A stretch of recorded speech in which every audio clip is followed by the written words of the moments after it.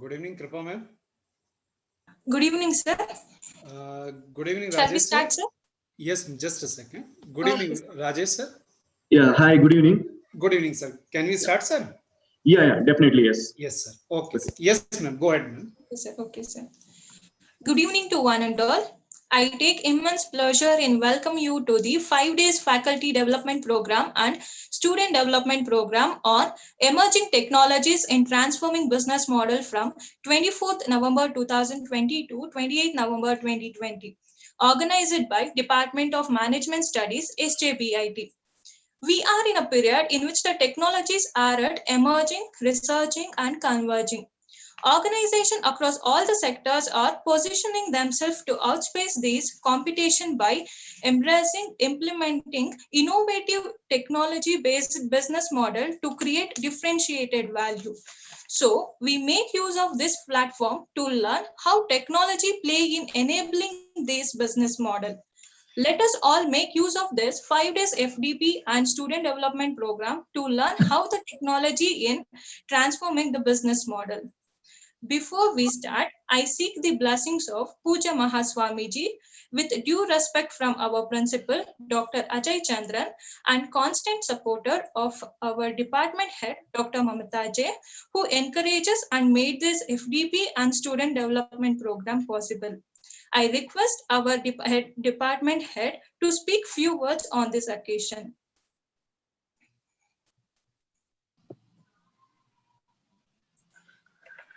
Thank you, Krupa. Good evening to all the participants, seeking the blessings of Puja Mahaswamijis. And with due respect to our principal, sir, Dr. Ajay Chandran, it's a pleasure in welcoming today's speaker, Mr. Rajesh HG, a lead consultant from Infosys Technologies. Welcome you, sir, and thank you for accepting our invitation. And on behalf of MBA department, I thank our beloved principal, sir, Dr. Ajay Chandran, for giving us this opportunity to organize this 5 days FDP and SDP, Student Development Program. I wish the team members, Professor Dr. Ramanaya sir, Professor Brijesh sir, then Krupa madam, Lakshmi madam, and Madhumati madam, the coordinators for this 5 days FDP, for taking such an initiative and organizing this. I wish them all the very best, and thanks to all the support from the Department of MBA teaching and non-teaching staff. I thank all the participants who have registered for our event today, all the students and the faculties who have registered for our program. Thank you. Hopefully we'll have a very good learning for all these 5 days. Have a good learning, and thank you once again. Thank you, Krupa. You can go ahead introducing the speaker. Thank you, ma'am. Yeah. I'm privileged to welcome our speaker for the first day, Mr. Rajesha HG, Lead Consultant, Infosys Technology. Sir has completed his BCom and MBA, and Sir having a 12 years of experience in core marketing IT transformation. And Sir worked in a core banking platform like FlexCube and Finacle, and worked with Oracle, and traveled to many countries like Europe, Australia, New Zealand, Asian, and Middle Eastern countries. So it's a great pleasure to have you for our FTP, sir. On behalf of entire team, I welcome you, sir. Yeah. Thank you very much for this opportunity to speak to you all. First of all, I would like to thank the head of the department, Dr. Mamtaji, for giving this opportunity to share my little bit of knowledge with you all. Right. With this, let me start with the session. I'll share my screen actually. And excuse me, sir. Yeah. Sir, 1 second, sir. Sir, can we just take one of the group photo? Yeah, definitely. Yes, sir. I request all the participants to please come on the video mode so that we can take one group photograph.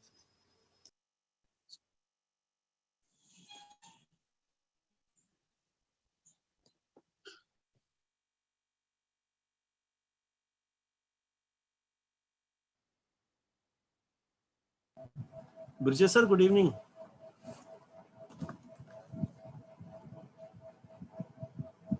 Good evening, sir. How are you, sir? Good, sir. Thank you. अच्छा innovative programme रखा है sir आपने.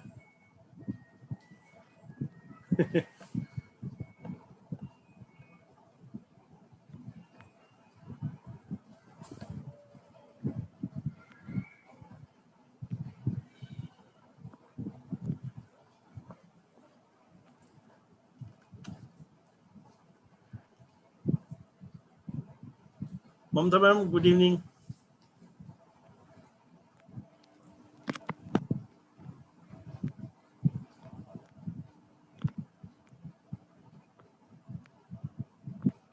Just give me 1 second. Sure.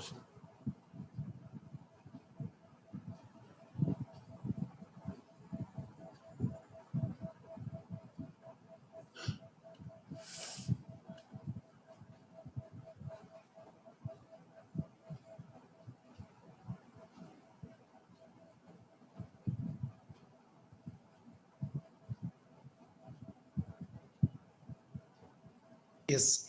All are ready? Yes, sir. Yes, ma'am. Okay.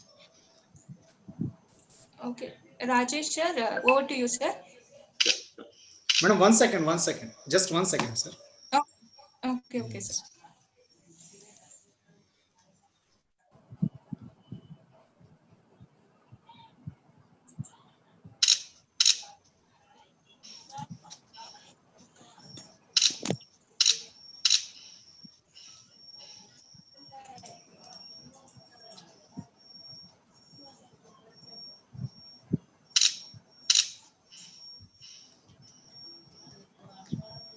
Yes, ma'am. Yes, sir. We can go ahead, sir. Sure. Thank you.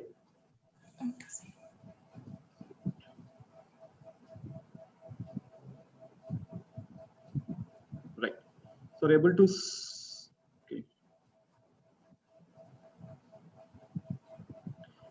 A quick check. Am I audible and my screen is visible, right? Yes, sir. Perfectly fine. Yes, sir. Visible also. So good evening, everyone. Thanks again for joining this interactive session. And thanks a lot to SJBIT management for giving me the opportunity to interact with you all and share my little bit of knowledge about digital payment channels. Actually, so I would like to give little background about myself. So as ma'am has explained or give introduction about me. So I work with Infosys from past 10 plus years. So my main job is to do core banking transformation for many banks across the globe. So I actually travel a lot of the countries like European countries, Australia, New Zealand, Middle East, African, and Asia Pacific region, where my job is to transfer the core banking system for them. So which includes core banking as well as digital platforms, which includes mobile banking, internet banking, right? So all other solutions kind of. So that's my background. So with that background, I come with a little bit of knowledge about these digital payment channels, which will help you to get the latest updates about these channels actually, right? So with that, let me start. This is what the agenda I planned for today's session. Okay, so an introduction to what is digital payment channels, right? So what are the different digital payment channels we have as of today, and then what is a career path for MBAs or professionals, whether it's a chartered accountant or whether it's the engineers, right? So or with the MBAs. So what are the career opportunities for those professionals in digital bank payments domain actually? So please stop me if I am too fast or if you are not able to follow me, right? So please stop me and feel free to ask any questions in between if you are having any specific doubts or something like that. Thanks. So with that, let me start with the payments. So we need to understand what is payment is all about, right? So without that concept, so we will not be able to understand what is digital payment and what are the digital payment channels and all, right? So for that, I would like to take you somewhere around 1,000 years back when the payment concept has originated, right? So we all know so how the payment concept originated, but let me refresh your memory. So somewhere around 600 BC, right? So we had a system called as barter payment system, where people used to exchange goods and services for making a payment, right? So when there is no concept of money, the people used to exchange goods and services. Now also we have good, exchanging of goods and services. Say for example, if you go to villages side and all, the housewives used to exchange sugar for banana or sugar for vegetables. So that kind of barter system is still there. But jokes apart, so then the concept of money came in. So where the coins came in, the silver coins, gold coins, okay, copper coins came in. So people started using these coins in exchange of goods and services as a mode of payment. Then slowly currency notes have evolved, right? So that's how the payment, the history of the payment has evolved. It's not a new concept altogether. It's a very old concept where people used to make the payments in lieu of many things. It can be goods, or it can be services, it can be money or a cash, something like that, right? So with that concept, what is payment? A payment is a voluntary tendering of a money or its equivalent or the thing of value by one party to another party in exchange of goods or services, right? That means it's a payment. It's an exchange of money or cash or equivalent of that with one another party kind of, right? So the person who is making the payment is called as a payer, while the person who is receiving the payment is called as payee, right? So I hope this concept is very clear, and I'm just refreshing the memory, right? So we all know what is the payment is all about, right? So for this kind of things, people used to be physically present to make the payment, right? For example, let me take another example of some 10 years back. If I want to send my money to my parents, if I want to send money to my friend, right, or if I want to send my money to one of the relatives, what I used to do is I used to go to post office, fill the form of money order, which is a rectangle hardbound form. Actually, I used to fill both the sides and used to give money and then come back. Then I used to wait for that amount to be remitted to that person. So it used to take 4 to 5 days, right? So again, I used to go to the bank, then I used to fill the form of fund transfer, give the channel to the teller who is sitting in the branch, and he used to take the signature and all such things, and then it was a lengthy process altogether actually. So what it necessitated is that people used to be present physically to make the payments, but thanks to the technology which make this very easier for the common people as well as to the consumers, right? So now today we have various digital payment channels through which the consumers or the retailers or the common man can make the payment within the country or outside the country as well. It can be domestic payment or it can be international payment as well. We call it as cross-border payment as well. So with that, so what is a digital payment is altogether? Digital payment is a mode of payment which is made through the digital modes, using your smartphones or using your laptops or tablets like that, right? So both the payer and payee use the digital mode to send and receive the money. So it is also called as electronic payment, right? So in short, digital payment is nothing but payment of money or cash or remittances via your smart devices over internet, right? Payment anywhere, anytime, right? So you need not to visit to the branch, or we need not to visit to the post office to make the payments or to do the remittances, right? Or you need not to carry hard cash to buy goods and services, right? If you go to the shopping mall, or if you go to the buy the groceries, or if you go to buy the vegetables or something, you need not to carry these things. So that's the true meaning of the digital payment, right? And again, digital payment also need to provide you the omni-channel experience. What is omni-channel experience? Say for example, I have to send money to my one of my friend who is very urgent. He is in urgent need actually. So I'm using my laptop. I'm doing the fund transfer.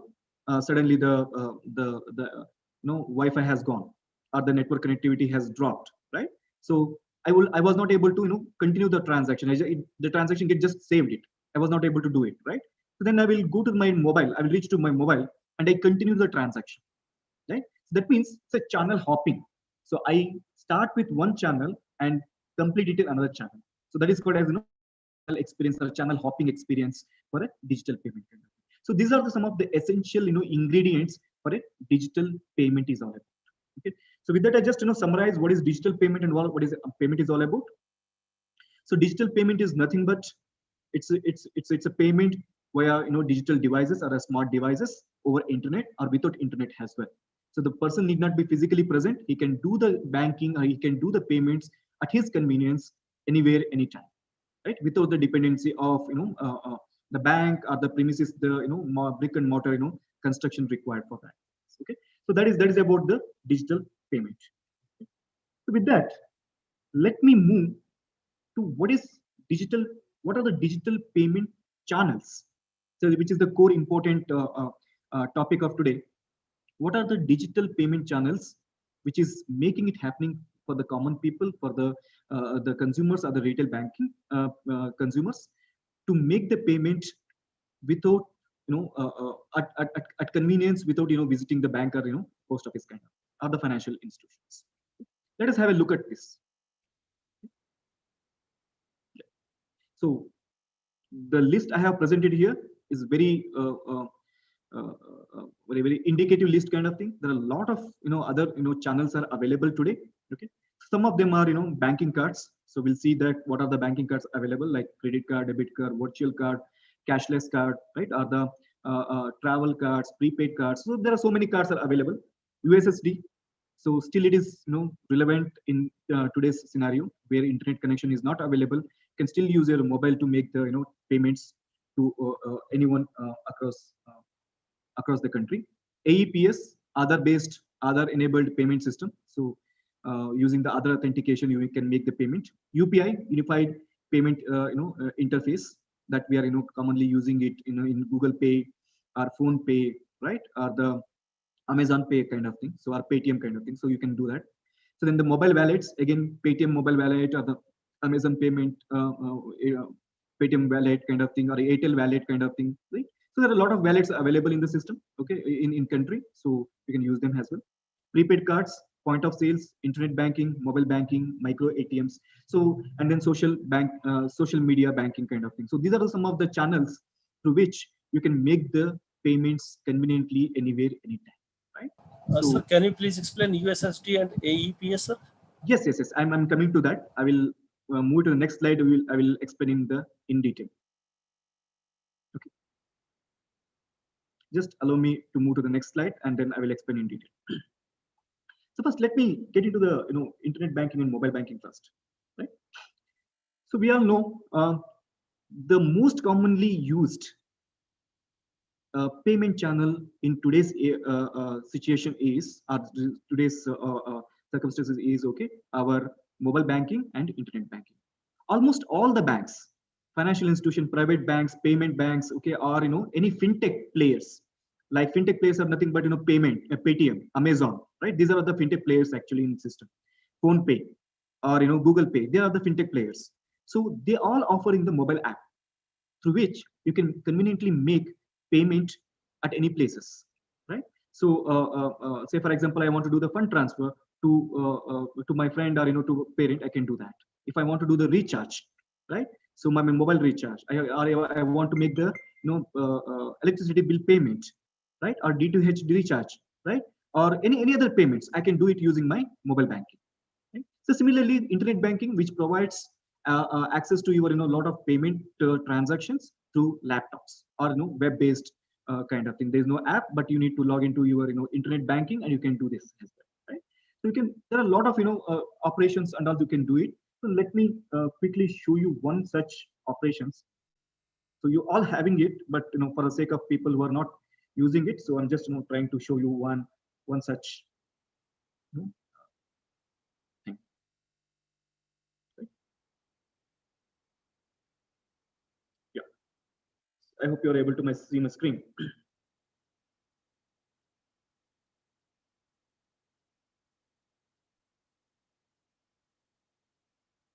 Right.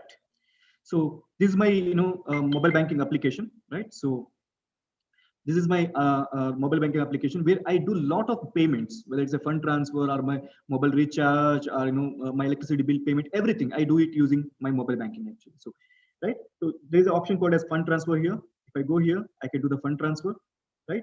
So I can choose which are the my beneficiaries, or you can do the quick transfer within the bank, outside the bank kind of thing, right? So or else I can repeat the transaction.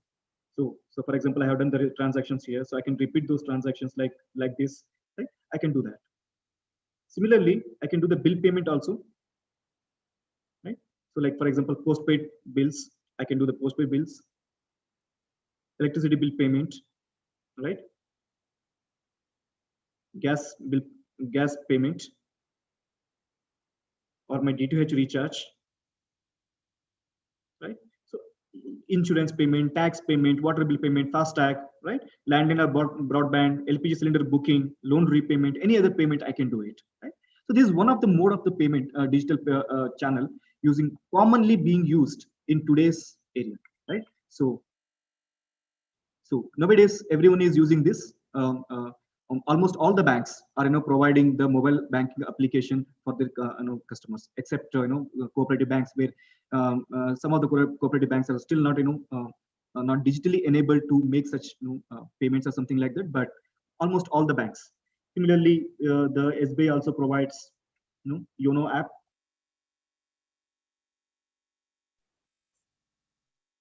Right.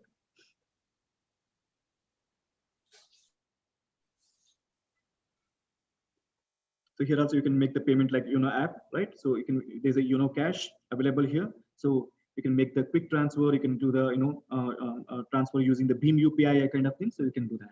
So I just wanted to show the short demo of how the mobile banking is enabling in today's digital payment. Actually, it is acting as one of the digital payment channel. It is not only not only the one of them. It is one of the important, or even one of the most prominently used channel, digital payment channel. Okay.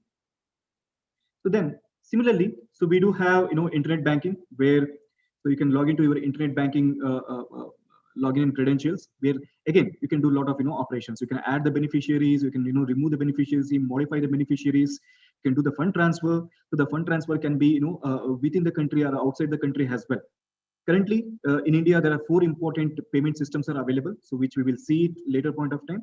So that is, I'll just highlight them: RTGS, real time gross settlement; NEFT, right? ACH, IMPS, and UPI. So these are some of the payment systems are available in India. So all these payment systems are available through digital channels, whether it is a mobile banking, internet banking, mobile app, fintech, okay, or some micro ATMs or whatever it is. So you can call it as. So there are multiple channels enabling these type of payment systems. So payment system are the important things, right? So these are just channels. Payment systems are the underlying base for making any payment in the country actually. So that's about mobile banking and internet banking. Okay. Now coming to the UPI. So again, UPI, you all know you'll be using that. So UPI is a unified payment interface developed by NPCI, National Payment Corporation of India, along with RBI and Indian Banking Association actually, right? So this has started in 2016, where the real time transferring of the monies was very, very important. So previously what used to happen is that if I want to do a fund transfer, right, I used to wait for the clearing timing to happen actually. So every 1 hour, every 2 hours, the NEFT has to happen. Then I used to wait for that, and after that only the actual transaction used to take place. But now, thanks to UPI, so the fund transfer or the payment can be done online real time and it is available 24/7. Previously, it was not available over the weekend. Right? People used to wait for the weekdays to make the payments actually, right? Or people used to wait for the bank to open to make the such payments. But UPI has simplified such payments. But there is a catch available that you can make maximum 1 lakh rupees per day per account kind of transaction. Almost all the banks are participating in this UPI, right? So again, this is being taken to the foreign countries also, like Singapore and Hong Kong, as per the suggestion by Nandan Nilekani, where the travelers, right? So the tourists or travelers used to make the payment or something like that in a foreign countries also. So that is also being done actually. So for example, RuPay card is being unveiled in Myanmar kind of thing. So that is also being taken place. So this is one of the digital payment channel using which you can make the payments. Right? Then come to the digital wallets. So digital wallets, you all know that it will be your Paytm wallet, or it can be your Phone Pay wallet, it can be Google Pay wallet or Amazon Pay wallet. So these are the digital wallets. They actually don't hold your account. They don't have any account. They're not authorized to hold any accounts, but they can hold some of your money. So with the condition that okay, the limit for that particular wallet should not cross X amount. In India, with KYC it is maximum 1 lakh, right? So without KYC it is up to 10,000. So even using the digital wallets, you can make the payment. So we are normally using this digital wallet. Say for example, if I go to any grocery shop or something, I use my Phone Pay or Paytm to make the payment, so I will get a cashback also. Right? So how these Paytms or Paytm or Phone Pay are using it? So all these banks, which we call it as SBI, ICICI, or whatever the big banks, right? So where our actual account is being held, right? So what they do is they expose their system through API. That is a technology. So API is a technology through which any system or any external system can access the account details, restricted account details of any bank account.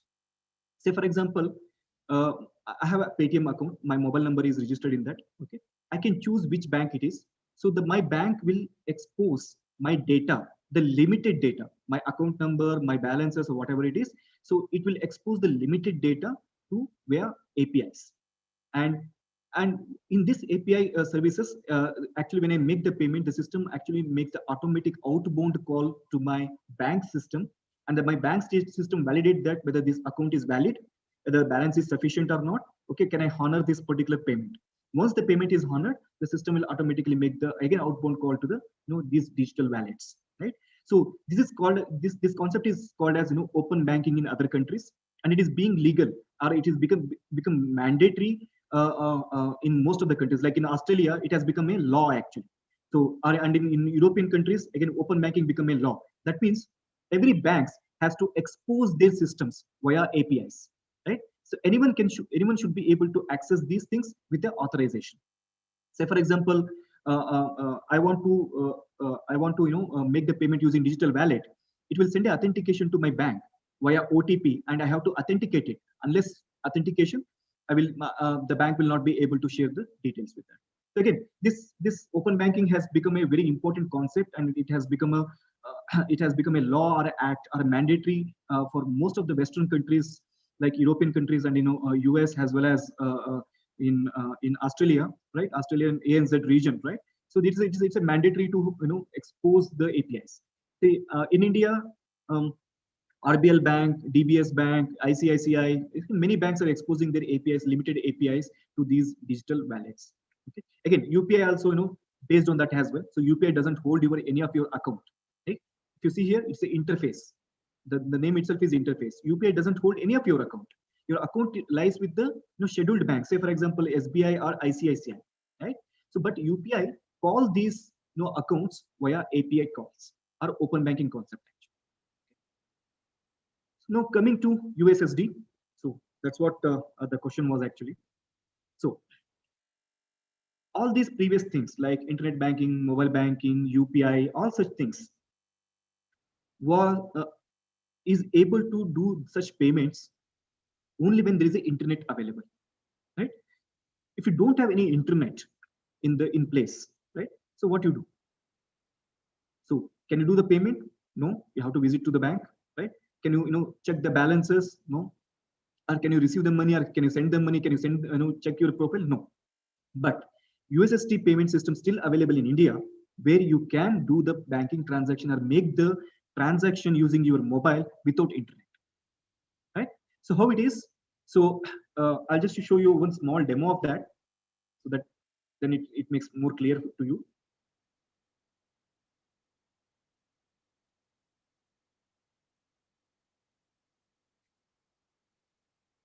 So you need to just type this, then USSD will be running, right? So then I have linked this USSD to my ICICI bank, right? But the moment I send this, what is a code, right? The system will show me all the menu options. I need not to have an app, mobile app. I need not to have, internet, right? I just need to, send a code or a SMS kind of thing, okay, to my bank system. And bank system will respond back what you want to do it, right? Say for example, I will say I want to send money. Right? Then it asks me to a mobile number, or to UPI ID, or to saved beneficiary, or IFSC number, or you want to go back, right? If I say mobile number, enter the mobile number, right? So I can enter the mobile number and I can make the payment. This is one of the mode of the digital payment is actually. Okay? So see, this kind of things are very useful in a rural area where internet connection is very weak, okay, or where the financial inclusion is not there, right? So financial inclusion is one of the important agenda of any country, including RBI in India, where most of the people should be brought under the banking arena actually. So which is still a bigger challenge, even in US also, right? Even in US, if you go and Google it, so the number of people unbanked in US is still are still less than 50%. 50% of people are not still not banked in US. Okay? If you go to Mongolia, Myanmar, or some other backward countries where the internet connection is very poor, or the network connection is very poor, or the infrastructure itself is very poor. So this kind of USSD banking is very prevalent. So I want to share one of my experience. You might not have heard the country name called as Papua New Guinea. So I visited the country. It's a very backward country. Okay, it's a tribal country is all about, but it is very rich country. It is next to Australia actually. So I went there for core banking transformation and digital banking transformation actually. And they asked, okay, do you have the USSD banking facility with Finacle actually? So I work for Finacle. So we said yes, and we have demonstrated that because there most people doesn't have the country doesn't have much proper internet connection at all, right? Even in Mongolia. So चावल लाए कि रोटी लाए? दोनों बना हुआ है. हाँ? अरे so I visited Mongolia also, where the temperature is minus 40 degrees actually, right? During the winter season. So where that in that country again, people live in very villages or remote places where banking is using the internet and doing a banking is very impossible kind of thing. Okay, so even in Australia, if you go to Australia, they still use this USSD banking actually. So this is one of the important mode of digital payment. You need not to go to the bank or a financial institution or a post office kind of thing to make the payment. You can still make the payment using this USSD, right? So that's about the USSD. Even in India, still USSD is available. If you're using ICICI Bank, right? So or even in SBI Bank, they're still offering USSD facility where you can just type *99# and you can do the financial transactions. Yeah, coming to the slide part again, just summarizing here. You use this technology that show how to pay the digital payment without any internet connection, right?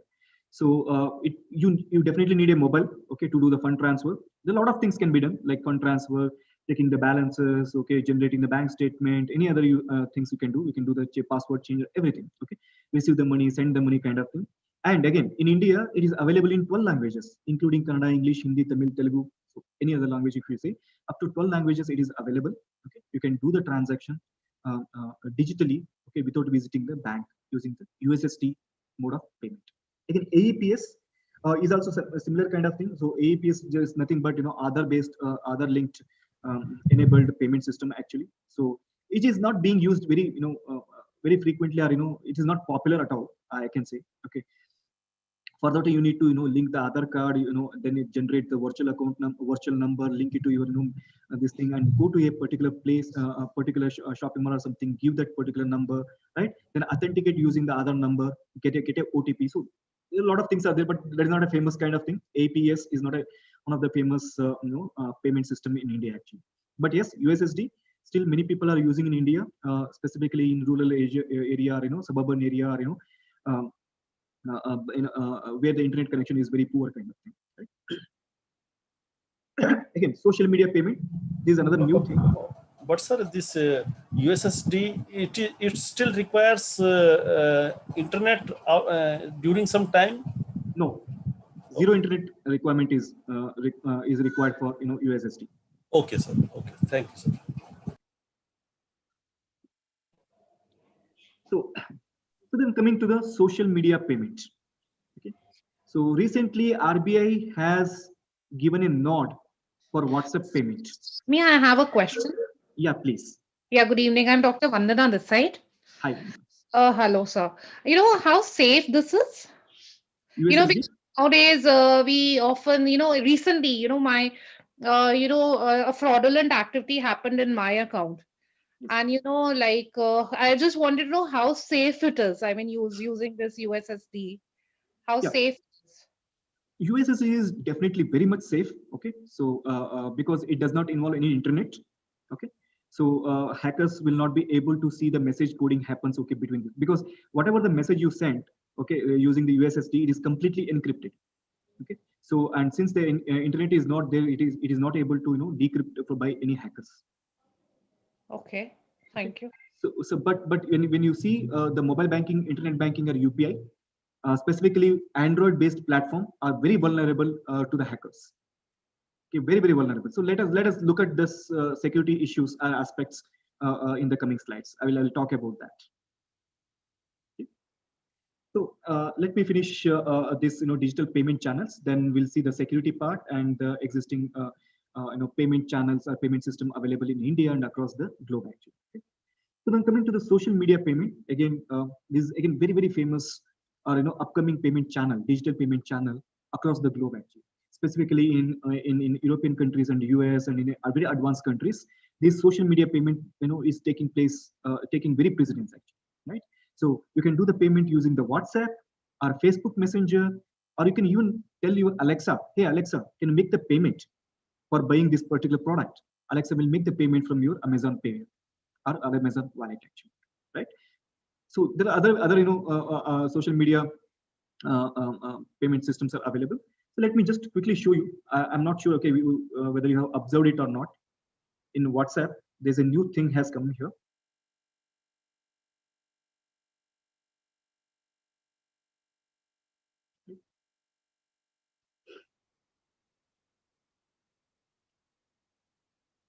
Okay. So if you see here, so there is a payments, right?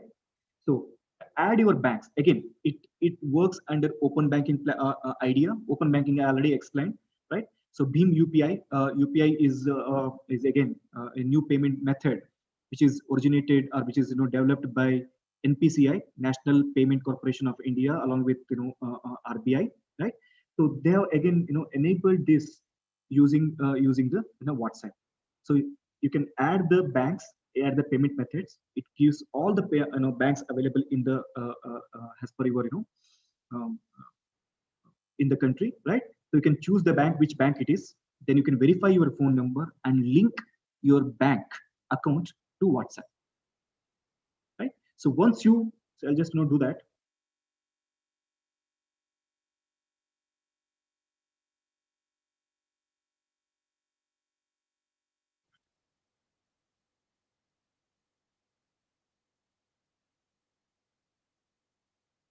It's taking time. So yes, I got it.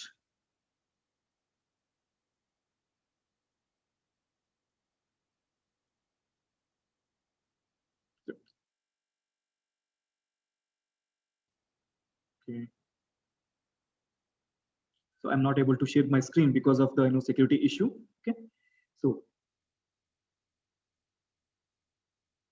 yeah.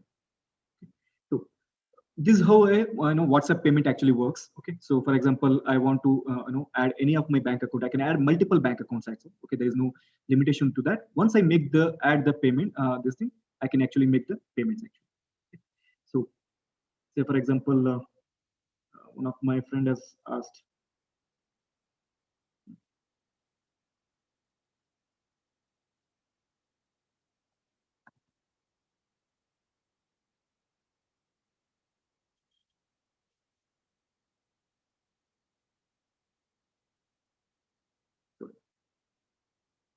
Just give me a moment.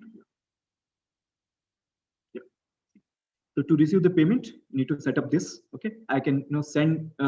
Though I mean, both the receiver and sender should be having enabled with the WhatsApp banking actually. So if you enable both the receiver and payer, they can send and receive the money via WhatsApp as well. Once you send and receive the payment via WhatsApp, this is again a channel, okay, digital channel actually. So it gets linked to your bank account, and it will get automatically linked to your debited or credited to your bank account. It will not hold any your balances. It is just a modem or a media of making a payment between the payer and so this is again social media banking is all about. Like that we have Facebook payments, right? So like that we have Amazon Alexa. So I have done that Amazon Alexa payment. So I have Alexa in my home, so where I can talk to Alexa saying that okay, make the payment to make my prepaid mobile phone, right, or mobile recharge, or make the electricity bill payment. Alexa does it. Okay, it has payment this thing, and it will ask you the confirmation for that. And when an OTP comes, I need to just spell out my OTP and just say yes, and it will go and make the payment. Even like that, okay, Google the speaker also, so where you can make the payment using the Google speaker also. Nowadays, the technology has made this happening. Okay, so the technology has made this happening across multiple platforms. So previously we used to go to the bank or financial institution or post office to make these payments, right? So the person used to need to physically present in all these places to make the payment. Okay, or else if you go to grocery shops or something like that, you need to give a hard cash or something like that, right? So there was no POS machines or something like that, or there was no scanner or something like that where you can make the you can open your Paytm app and do that, right?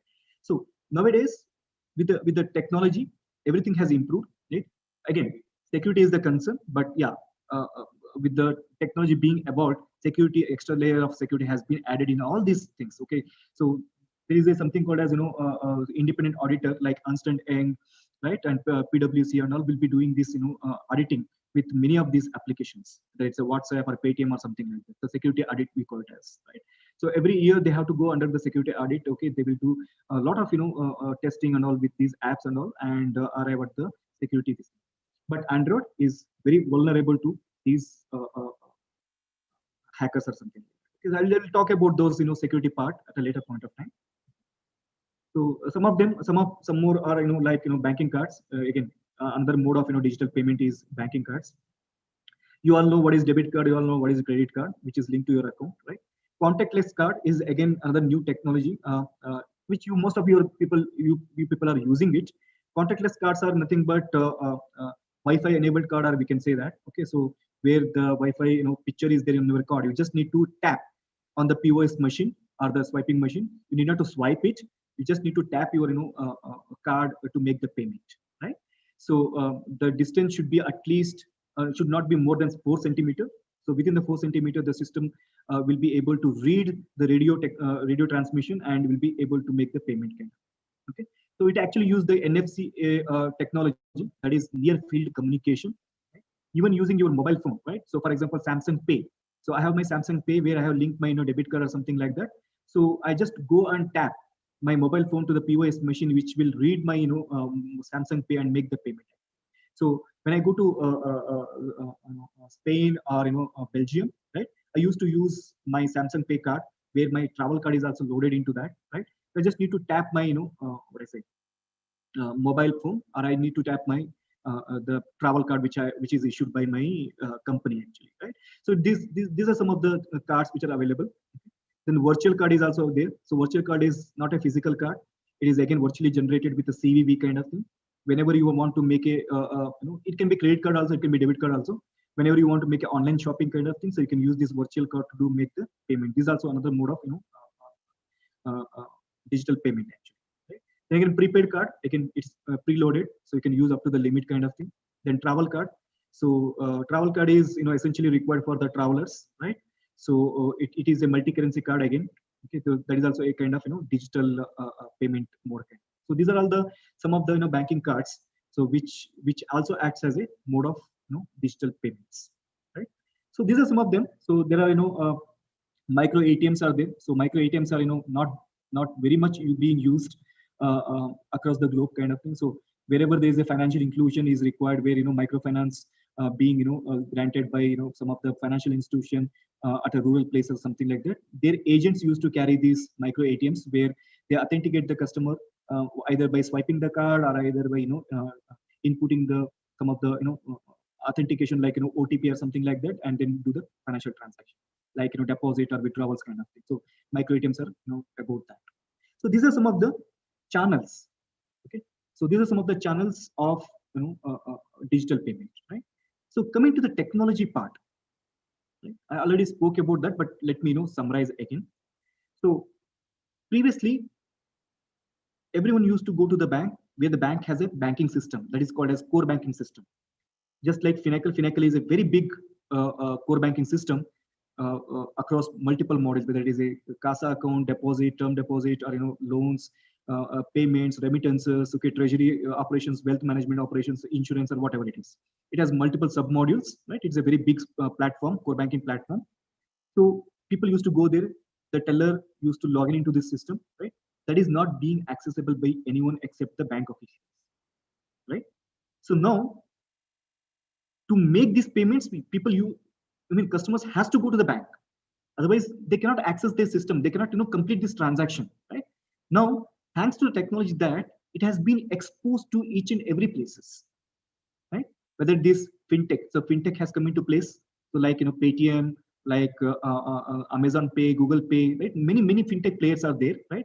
So who actually develop applications or app by consuming these APIs being exposed by the banking systems of different banks, right? If you go to RBL bank, if you go and Google the RBL bank, which is one of the most innovative digital bank in India, and again DBS, okay, DBS from Singapore, again, which is one of the most innovative bank in India, right? So they are offering this, APIs or open banking technology to multiple fintech players.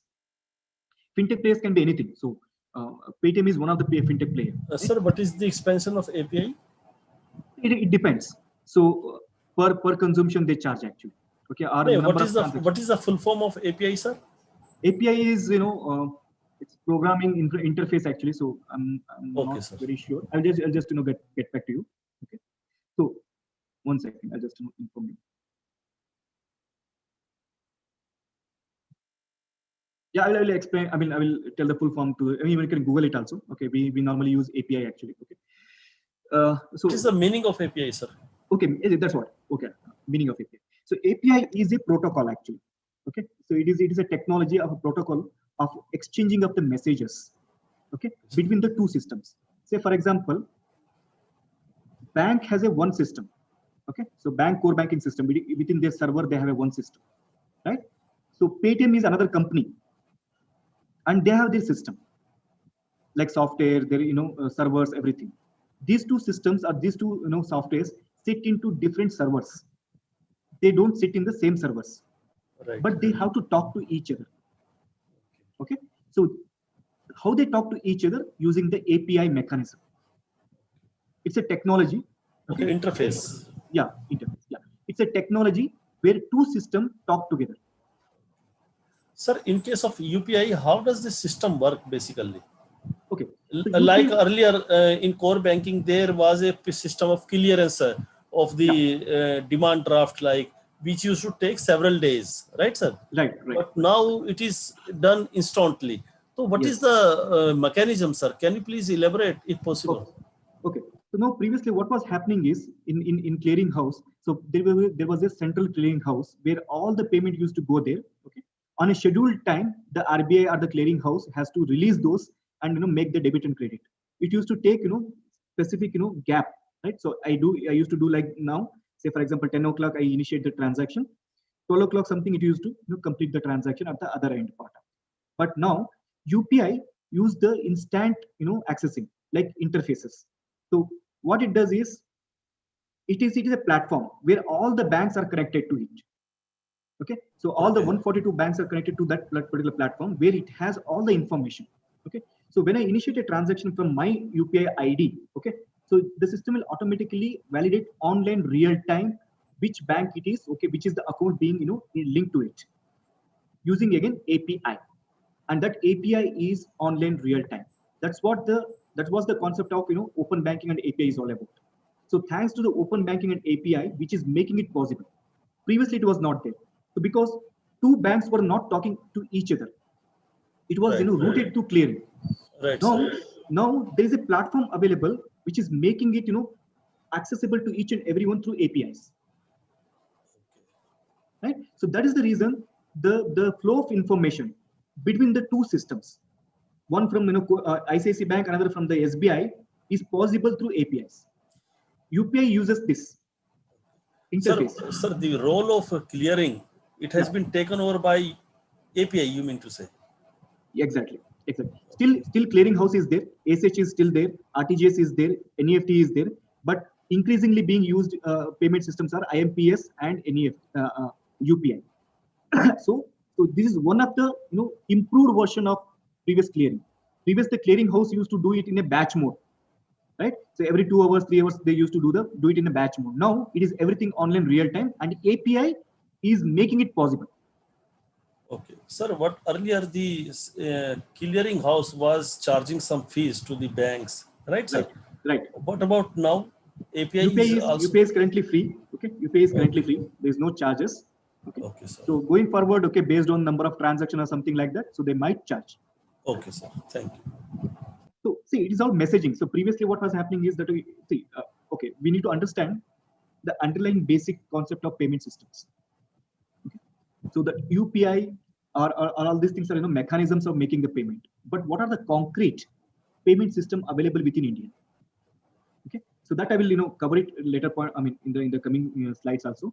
So we currently have NEFT, okay, RTGS, IMPS, ACH, clearing house, automated clearing house, all such things are available, right?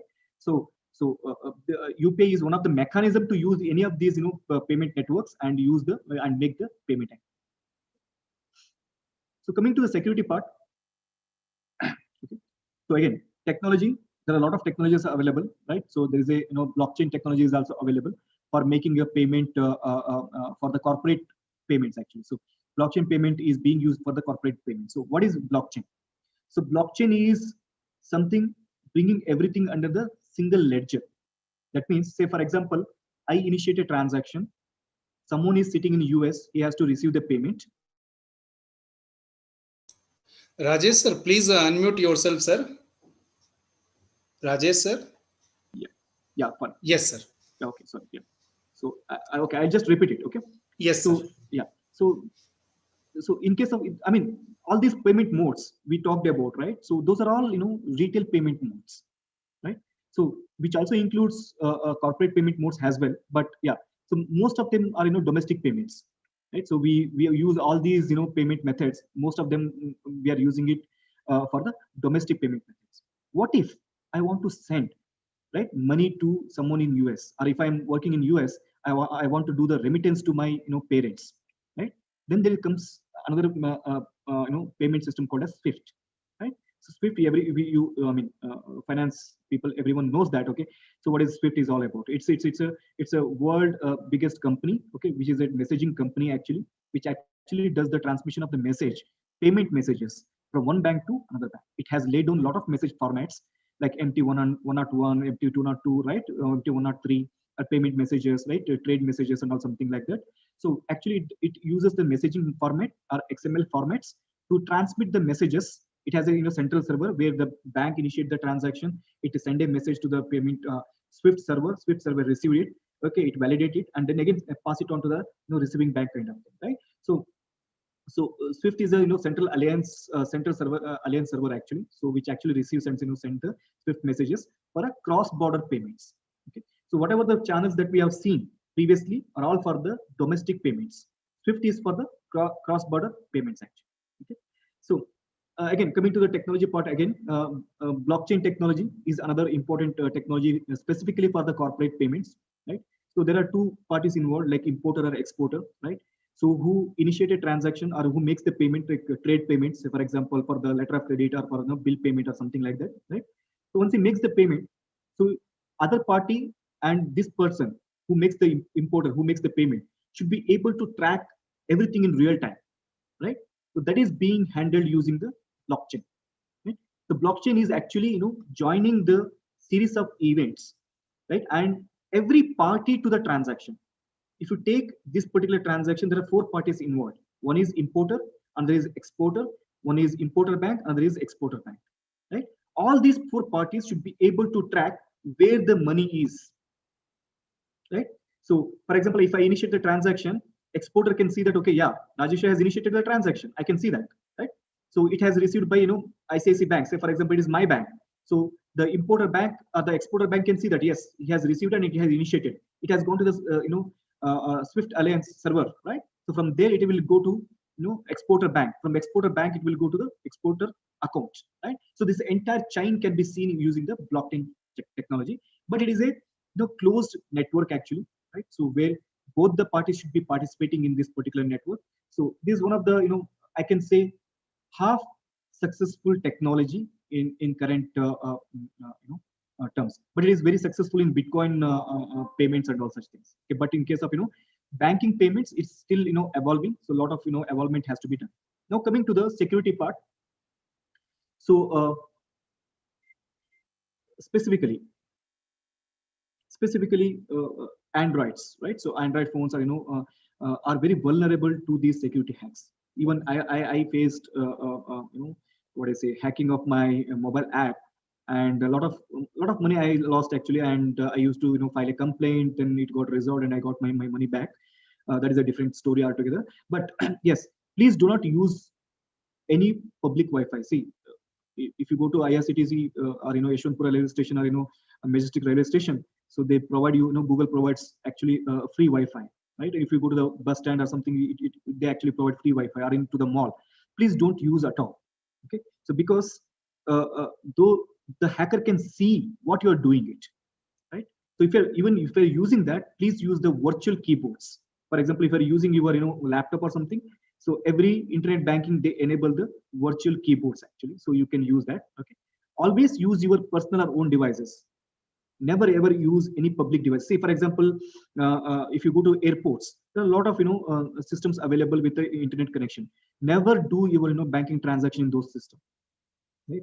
So in a recent study, when I was in Thailand, Bangkok airport, Suvarnabhumi airport, right? So I read a message. I mean, I read a news saying that okay, whatever the internet, that free internet I'm getting there, okay, it is being readable, and many people lost their personal data who have logged into those personal airport Wi-Fi. So we consider airport Wi-Fi is one of the most secure, but it is not actually.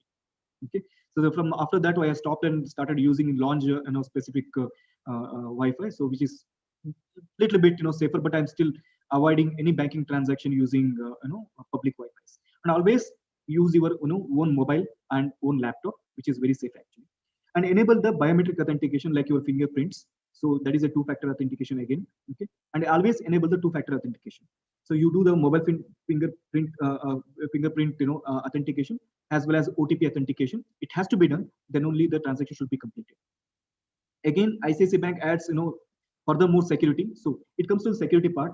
ICICI Bank also adds furthermore security. If you are a customer of ICICI Bank, you can see that okay, in the back side of the ATM card, right? They have the grid A to IRP. Okay, so in each grid there is a number, right? So when you are doing a transaction, you have to enter the number, right? Without that, the system will not allow you to complete the transactions. So some of the banks are adding. So specifically ICICI Bank, they're I will say okay, one of the most secured payment systems are digital systems they have actually. So but SBI, I faced a lot of challenges. Their Android apps are vulnerable, right? And even the internet banking, they are vulnerable actually. So try to avoid public Wi-Fi kind of thing and change the passwords. Okay, so are PIN regularly and use very strong password mechanism like one uppercase, one lowercase, one number, one special character, and it should be minimum of 8 characters. So please use this combination and never click any hyperlinks. So normally what will happen is whenever you get a message in your SMS message or an email, you used to click on that, right? So stop clicking on that. Okay, so most of the banks will never send any phishing mail and ask you to click on this and do the transaction or something like that. Okay? So stop using. So some of these are some of the mechanism security measures, but most of the banks are offering high level security. So almost all the transactions are highly encrypted. Still the hackers are becoming intelligent, more and more intelligent. Say for example, Shriki, who was caught in Bangalore, is one of the most important most wanted hacker in India, right? So he used to hack many gaming applications or something like that. And then avoid any unnecessary apps in your mobile, right? So whenever you download the app, specifically in Android, right? So it also some of the apps also download unwanted or extra files actually, which can read your personal information. So avoid downloading this. So try to use iOS platform for doing any transactions. So iOS is one of the most secure compared to Apple. The Android platform actually. So then. So coming to some of the systems, okay, I'll take another 5 minutes to talk Hello, about. Sir. Yeah. Sir, one of the participant has asked one question, sir. Yeah, please. Why not digital currency like bitcoins are not used in India? Why is robustly built on blockchain? Okay, so bitcoins are not monitored, are not regulated. So that is the reason RBI has banned Bitcoin usage in India. Okay, so when it is highly speculated currency actually. So when it started, it was used. It was something like around 1,000 rupees or something like that. Now it is around 15 to 20 lakhs per Bitcoin. So it does not have any physical or substantial backing. So that is the reason it has been done. And blockchain, why it is being in blockchain is it's a closed network, so that everyone can monitor where it is, who has it is, from whom to whom it has been traveled, right? So blockchain technology is about that. Blockchain technology is to track from one person to another person, where the instrument is traveling actually, from one person to another person, where it is traveling, right? So that is there. It is there in the blockchain network. Why it is being banned? It is not regulated. Okay, there is no backing, and it is highly speculated currency in the world. When this bubble will burst, nobody knows actually. Okay, thank you, sir. Yes. So some of the Indian payment systems. So again, all those channels, what you see are just channels. They're not actually the processing engines, right? So processing engine means the engine which actually validates the transaction, right? And actually completes the transaction and actually send the message to these channels. Say, for example, you are using a Paytm, or when you're using a mobile banking app, or when you're using a credit card, debit card, or something like in a POS or in a shopping mall or something, right? So in that places, how this happens is once you do the payment, it actually comes to the backend system, that is core banking system, where these payment system have been defined. So this payment system actually does the transaction processing, like authenticating the transaction or messages, right? And then processing the messages and validating the messages, like whether the account number is valid or not, okay, whether the balance is sufficient or not, whether the customer is blacklisted, whether the account is blocked or frozen, right? So and AML checks in the sense, okay, whether it is a fraudulent transaction or what, right? So using the AML systems or something like that. So all these things will happen in the backend engine, and these are some of the payment systems, right? So each payment system has its own features list.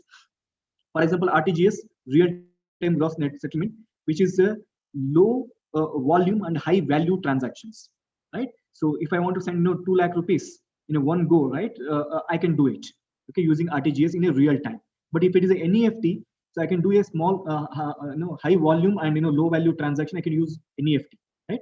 So other based payment method is there. ACH, that is a clearing system for the check clearing, right? IMPS is one of the payment systems. These are some of the payment system is available in India. When you go to the European payment system, SEPA, Target 2 are the two important payment systems. Okay, in UK, CHAPS, FPS. See all these things what you're seeing here, right? These are the messages. These are the messages, right? So the way I send USSD, right? So 1, 2, something like that. These are the messages. These messages can be in XML form, right? Or HTML form, or it can be file-based uploads, right? It can be in any form. So there are multiple forms of payment messages transaction happen between the banking systems, other payment systems. Okay. So these are the European payment systems. These are the UK payment systems, and these are the US payment systems like CHIPS, Fedware, NASHA, right? And then SWIFT, right? So again, SWIFT, you all know, right? So when you want to do the cross-border payments, right? So you have to use SWIFT. Currently, there is one of the most widely used payment system across the globe for the cross-border payments. Okay, each country has its own payment system. Whether you go to Singapore, or whether you go to Hong Kong, or whether the European countries, US, Australia, Middle East, or any African countries, or any Asian countries, they have their own payment system, and predominantly they based on the RTGS or NEFT or ACH, right? So based on these parameters, because these payment system has their own specific set of features like high volume, okay, the message format and all such things. Okay, each country has its own messaging formats and all. That's the reason we cannot use, like say for example, I cannot use CHIPS and NACHA or FIDWA to send a payment from India to US actually, but within US I can use NACHA, FIDWA, and CHIPS, right? So that is how it is. Even in India, so I cannot use CHIPS or SEPA or Target 2. So these are the payment systems actually. Okay. Coming to the career opportunities, payment itself is a very big domain. Okay, so specifically for the management students or management professionals, it's one of the very lucrative field for career aspiration. I mean, payment is one part of it. Okay, so I'm talking about digital banking. If you say digital banking or banking domain taken together, there are a lot of opportunities available, specifically in IT industry, in the banking industry, in the financial institution industries. There are a lot of industry. So some of them are business analyst. So as a MBA graduate, I can join as a business analyst. If I have a good payment knowledge, or if I have good banking knowledge, right, I can join as a business analyst. So what I am doing actually, so I'm having 10 plus years of experience in Infosys and 3 plus years of experience in Oracle, completely on the banking technology part, banking core banking transformation part. So which actually does, what I actually do is, go to the banks, okay, respond to their RFPs, request for proposals, right? So provide the commercial proposal for core banking transformation, do the POC kind of thing, like proof of concepts, okay, then complete the deal signing. Once the deal is being signed, okay, then we'll go for the implementation and do the implementation. And being a functional guy, I guide or consult to the software engineers to build the system as per the requirements of the bank or as per the requirements of the country. For example, if I go to Denmark or Spain or something, like what is the payment system, I have to understand that, right? So accordingly, I can build my system and deliver to them, right? So there are a lot of opportunities, and the pay in this particular segment is very, very high, very high. Okay, so the average see, with the 5 years or 10 years of experience, the average pay in this particular segment is at least 20 lakhs per annum. Okay, with the experience being with a very high rich experience, okay, you can get up to 50 lakhs, up to 1 crore also, right? So if you move to the VP or director position or something, like you can even in my Infosys company, right, people are getting more than 50 lakhs for those who have having high experience and high knowledge on these particular domains. Here, what you need is domain knowledge, not the technology. Technology comes and goes, right? Technology comes and goes. Today, blockchain is there. Today, open banking is there. Today, API is there. All these things keep on changing. Okay, so APIs has been changed to microservices. Now, microservices has come, right? So a lot of technologies keep coming and going. But as a graduate, as a MBA graduate or management professional, right, you need to have a deep domain knowledge. Whether you are going for a banking industry or financial industry or IT industry, right? So you need to have a very deep domain. So specifically for the MBA graduates, if you have a deep financial knowledge, right, whether it is in the payments, whether it is in the banking, whether it's a financial institution or something like that, IT industry is a very lucrative job, right, where you can start your very bright career, and the future is also very bright in this, because every country is moving digital, right? If you go to Spain and Denmark, Spain, okay, so the country has banned all the cash, all the physical currency. They moved everything to the e-currency or the cashless economic kind of thing, where the digital is playing very important role. So for example, in pandemic, like COVID kind of situation, or demonetization kind of situation, digital is going to make a very important role actually. So that's where the professionals, MBA graduates or professionals, make a very important role. They have to play the role of a business analyst role, okay, who actually has a deep domain knowledge and do the consultation to the bank as well as to the IT professionals to build the system and deliver the system so that the economy will be intact, right? So a lot of opportunities are there, and pay scale is very, very high. I can say compared to any other domains, IT industry and IT consultant or banking consultant, right? They have very high pay scales. If you go to European countries, right, need not to be an IT professional, okay, or in the IT company. If you go to the European countries and if you are employed in the IT division of a bank, you'll be paid higher than the manager of a particular bank. You'll be paid very higher, right? For example, Society General, so which is a bank in China. One of my friend is drawing 45 lakhs per annum. Okay? So yeah, the tax included into it, but yes, CTC to that. But it's a very high package.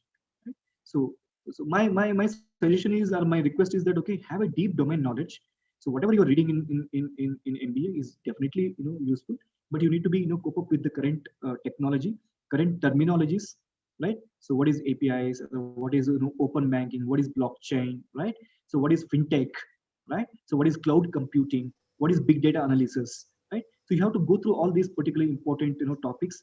Then these are the important things, okay, which is currently being asked in any IT companies or as well as in any banking or financial institutions, right? So with that, I'll just take a pause.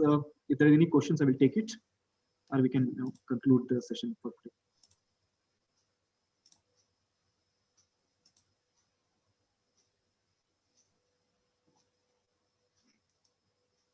It was a wonderful session, sir, actually. And if any participants, they have any kind of queries to ask, they can unmute themselves and they can ask.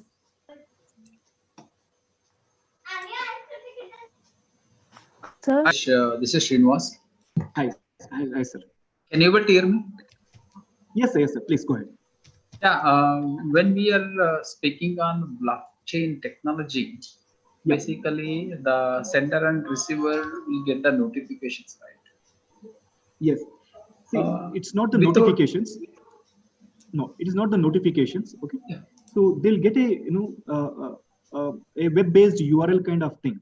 Okay. So web-based URL where they can log in and see what is the status of particular transaction. They don't get the notification is part of it, but they can track it using once they log into the particular blockchain network, they will be able to see the transactions. Yeah, got it. One more thing, like without the blockchain technology, is the same thing we can achieve, right? The existing. Definitely. So blockchain is one of the technology to make everyone to be available, in the sense aware of what is the transaction. It is like tracing, right? So where it has gone, where it is available, where it has gone, kind of thing. So it is just a tracing mechanism, nothing else. But without blockchain technology, very well we can continue to do that. Sir, in the future, you mean to say blockchain will replace technologies like SWIFT? No, definitely not. Definitely not. So SWIFT is one of the mechanism, one of the payment system across the globe where every bank are using it. See, blockchain does not have a standard mechanism. Okay, see, blockchain is a closed network. Okay. So to make blockchain has a like SWIFT, you need to bring entire globe into the blockchain network. Okay. And there should be a single player. But each country has its own blockchain players. Right? Each country there are so many blockchain players who are providing the closed DLTs.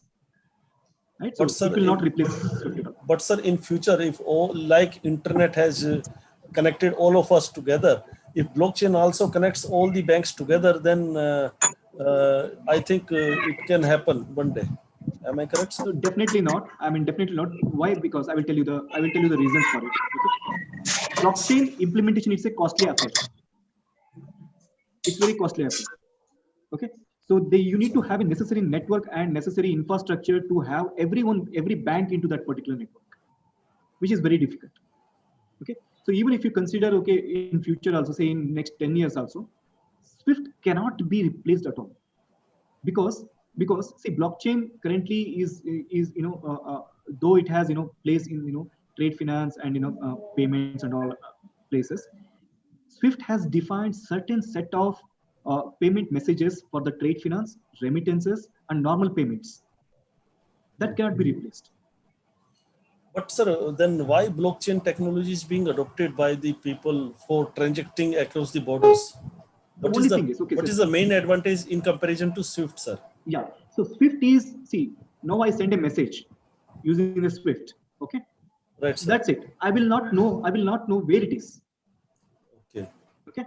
So it will go to the SWIFT Alliance server. Okay. From there it will be massaged or encrypted. Then it will go again to the receiving bank or correspondent bank, and the correspondent bank again send it to the receiving bank, and receiving bank again validate it and do it. So all these series of events, sender or receiver cannot be able to see. Okay. Blockchain come into picture to make it visible to all the people. Okay. So it is only just showing purpose. the status where it is. Tracking purpose. Yes. Tracking purpose. Okay, sir. Okay, sir. It doesn't do any validations. It doesn't do anything. Okay, sir. Mr. Rajesh? Yeah, please. Good evening. This is Dr. G. Ramesh. Hi, sir. Please, sir. Yeah, hi. Just one clarification. I had actually enabled the WhatsApp payment. So when I was doing that, I got it enabled. But then there is this parallel email ID sort of thing that my QR code is generated of ICICI. I have an account with Catholic Syrian Bank, and then the payment was enabled. Payment mode of WhatsApp is enabled with CSB, Catholic Syrian Bank. I don't have an account with ICICI. Yeah. But then my QR code is automatically generating an ICICI enabled MR code. How is that? QR code. Okay, so what it does is, it's actually what I say, payment message kind of thing. Okay, so it is not something. Okay, so have you done the payment transaction between your own accounts kind of thing, or how it is? No, I just did the whatever you had indicated. Na? On the same basis, I went to the WhatsApp and then added the payment method, and it automatically picked up my account, which is with the Catholic Syrian Bank. Correct. But, it actually enabled, but simultaneously, it is also showing against my QR code as my number, my cell number 9867499370.wa.kwx@ICICI. Okay, it's just a UPI ID. Okay. UPI ID, correct. But how is that ICICI is coming into picture when I don't have an account with ICICI? Should not be. Should not be. See, what will happen is, so there is a, so what is it, WhatsApp or in any other payment, because if you go to the Amazon or something, they use the payment service provider. Okay. Okay, so it can be ICICI, it can be Paytm, it can be PNB or whatever it is. Okay. Okay, so your this particular what I say UPI ID is linked to your original account only. That is CSB, Catholic Syrian Bank. Yes, but ICICI is facilitating this payment. Okay, that's possible. Yes, possible. Okay. So even if you go, even if you are making for example, making a payment of electricity or something you see. Okay, so in that one, it gives multiple UPI or payment service provider. Or if you go to the water payment, bill payment website. Okay, there it will go a PNB or ICICI something. If you click on that, even though you don't have the account with the ICICI, it actually does has a service provider to your original account. That's fine, but my question is that valid? Because it's valid. It's just a service provider. Who validates? Because ICICI is not it's a private bank. UPI. It's in a nationalized bank. Who validates this ICICI? Suppose it is valid. Who validates it? UPI. Okay. UPI. So NPCI has the platform called as UPI. It validates. Okay. That it validates. Yeah. Thank you, Mr. Raj. Thanks a lot. Good evening, sir. This is Vandana here. Hi, ma'am. Thank you for the informative session, sir. I had one clarification to make. Like we have heard about this payments bank. So could you please tell us what is it? Why is it needed to have a payments bank? Sure. Okay. So somewhere around 7 years back, okay, so RBI has launched payments bank, which is nothing but a digital only bank where there's no physical brick and mortar branches kind of thing. It's all online together. Okay, so they are not supposed to accept any deposits. They're supposed to make only the payments. Okay, so send and receive they can open an account. Okay, so but with a limited amount. Say for example, up to a lakh something you can or up to 10,000 something with the KYC. Without KYC you can keep it. Okay, so RBI come with the plans, and many small players and or the big players or the private players started applying it, because getting a banking license, right? So getting a banking license is very cumbersome in India. So they have launched this particular thing, and many Aditya Birla, Airtel, Paytm, right? So they have started applying for that. So that's about the payment bank. But their main job is to facilitate the payment transaction. That is a digital payment transaction across the country. Okay, so they're not supposed to lend. They're not the lenders. Okay, so they're just they can hold the account of the customer, which is. And the maximum balance can be up to 1 lakh with KYC, Aadhaar enabled, and without KYC they can open an account. They can keep the balance up to 10,000 kind of thing. That to up to 1 year, KYC validation. After 1 year, again you have to do the revalidation of the KYC. So payment banks are nothing but doing only the payment transaction. They're not supposed to do any lending activities, and they're not supposed to accept any term deposits kind of thing. Okay, was this done only for the financial inclusion part, or yes? Why so? That is a major objective of that. Okay, thank you, sir. Yeah, similarly, ma'am, this particular concept is being evolved in multiple countries. So if you just go and Google places like Hong Kong or Singapore, or so they are they're issuing the new licenses. Okay, so apart from the established and old scheduled banks, they're bringing the virtual account banking concept, where there is no brick and mortar. It's just like a payment bank. Okay, so just like a payment bank where there's no brick and mortar kind of institution available. There will be head office available, but everything will be done online, and make the banking facilities available to all the people of the country. And it is also objective of enabling or handling the small value and high volume transactions. Okay, thank you, sir. Hello, sir. This is Aarti. Hi, madam. Hello, sir. So the session was really good. So I have one doubt regarding this m-commerce payment system, right? So there are millions of transactions going across, but still the security norms are not very high. There are still the cyber security. This team is also acting behind that. So why the government regulations, or what are the government regulations that is related to this mobile commerce payment system? Can you please throw some insight on this? Okay, see, I mean, I have not come across any government, laying down any particular, what I say. Yeah, why it is, sir? Is that only in our country this the situation? Because everywhere throughout it, there is no such very strict government rules or regulations. We have IT Act, right? Information Technology Act. Right. Yeah. So unfortunately, ma'am, unfortunately, yes, you are right. In India, so there is no regulation with regard to the cyber security or something like that. So that every bank or someone has to comply with. I have not come across. Okay, but there are some guidelines or rules being lined out that everything has to be encrypted. Okay, there should be standard ISO 222 messaging format should be followed, right? So and multi-factor authentication should be enabled. Such things are being there, but definitely there is no law or no rule, something definitely available. Okay, so those regulations, whatever you're telling, that is actually given by government, Indian government system. Yes. As per the cyber security, yes. Okay. Cyber security. Yes. Okay. Multi-factor authentication should be enabled. Okay. So it should be encrypted. Okay. Encryption methodology. There are multiple encryption methodology. Everyone should follow that. Okay. So all these things are there. But still,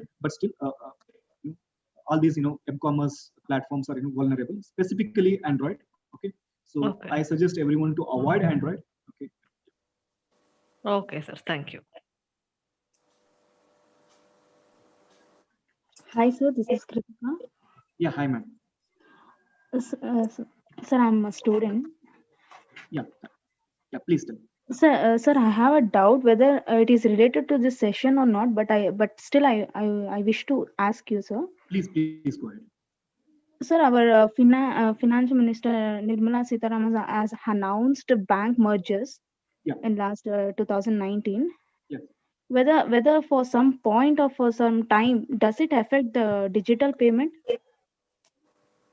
See, currently we even because you might not be knowing it.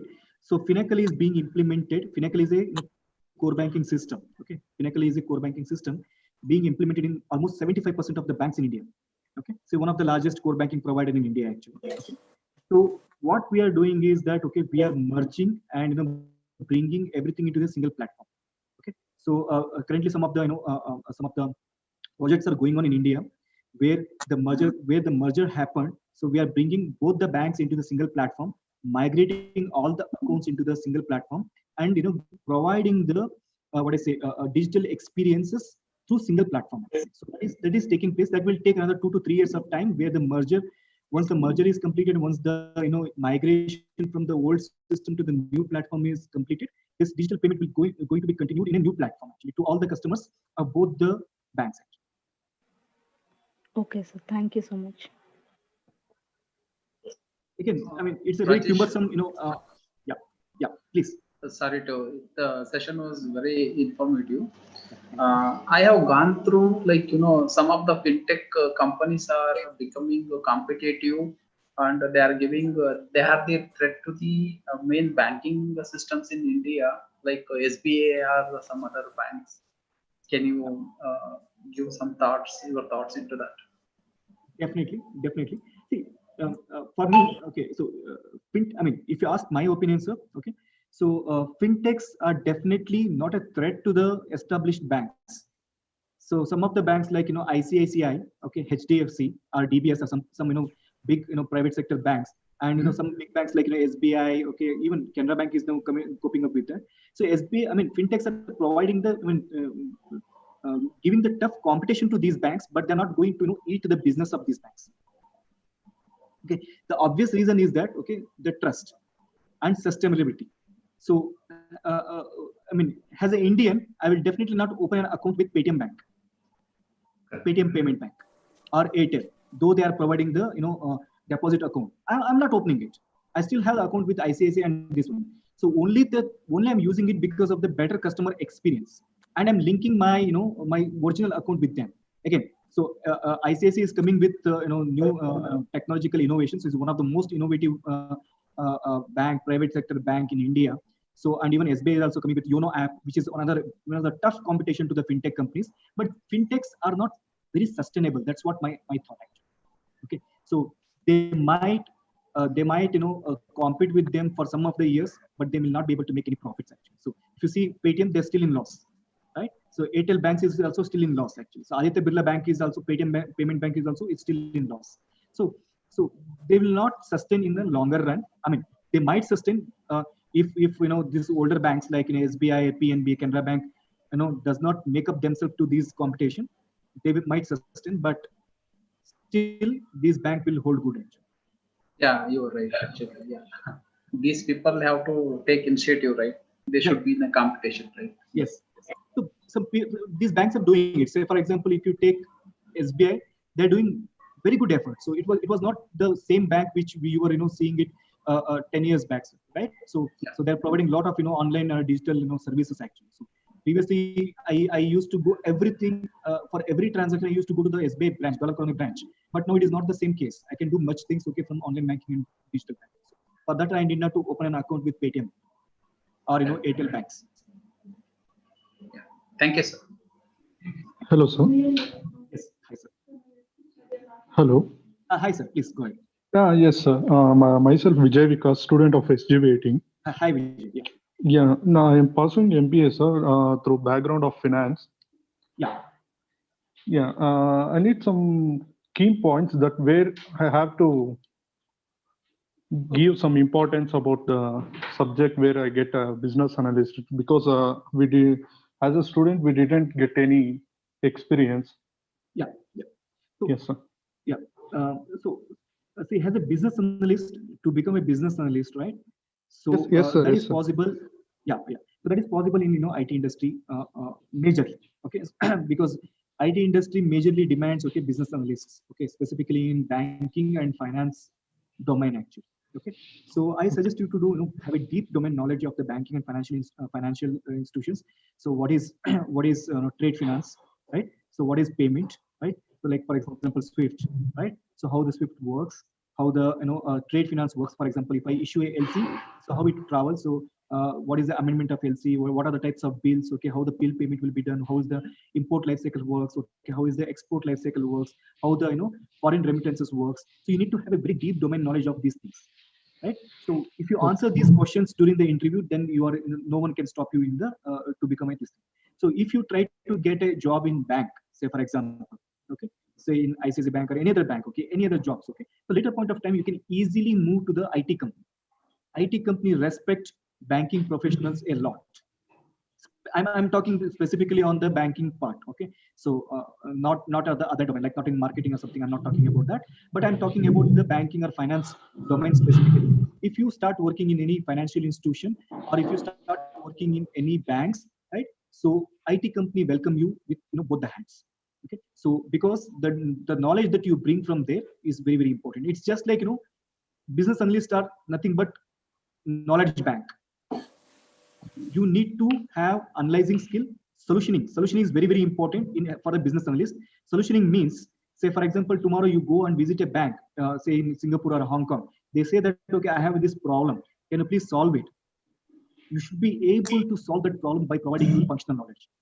Okay, so what I suggest is that go ahead and read as much as possible on the banking and finance related things, specifically domain, enrich your domain knowledge, enrich the solutioning capability, and try to join the banking jobs or a financial institution job. Please try to avoid BPO jobs. Okay, sir. So if you want to become a business analyst, see, I will tell you my career path. So what I'm doing is, I'm working as a business analyst. I joined Oracle as a junior business analyst. Now I'm a lead consultant in Infosys with 12+ years of experience, right?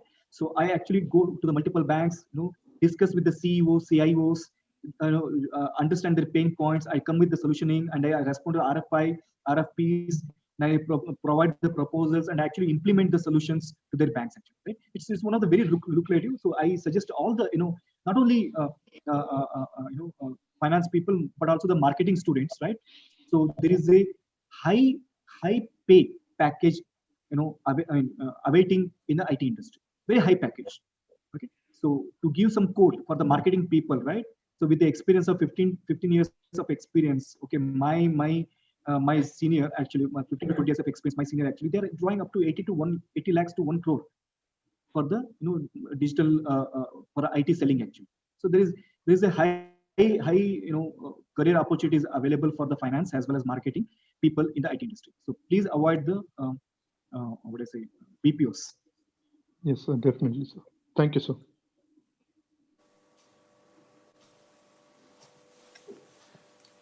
Hello, Rajesh, sir. Yeah. Hi. Yes, sir. I think now there are no more questions. And really, the session was very fantastic on digital payment wallet. And we look forward for the future support also, sir, for our next program. And on behalf of our college management, all the Swamijis, then principal sir, HOD ma'am, and our whole team, we thank you. Thanks a lot, actually, because when we approached you, and the next moment itself, you accepted our invitation for giving a session, actually. So thank you so much, sir, for the wonderful session today. And we will be looking forward for a few more sessions, maybe in the future, for our students and for the faculty community, sir. Okay, sir. Thank you so much for the opportunity. Yeah, thank you very much. Have a great day to you. You too, sir. Thank you, sir. Thank you.